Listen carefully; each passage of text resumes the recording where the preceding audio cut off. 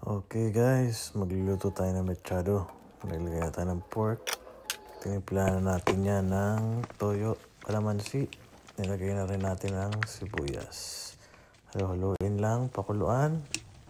Ayan. Habang kumukulo, halo-halo lang. Haluin lang ng haluan. Ayan. Tapos nilagay ko na agad yung bell pepper para lumasa sa sabaw at mamungo yung karne.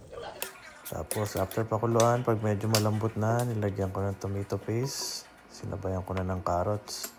Magandang medyo lumalambot ang carrots. Ayan, nung lumambot ng carrots, nilagay ko ng potato.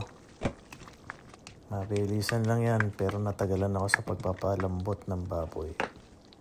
So, kasi malambot na malambot. Wala akong keso, nilagay ko ay butter, pampabalansin ng lasa.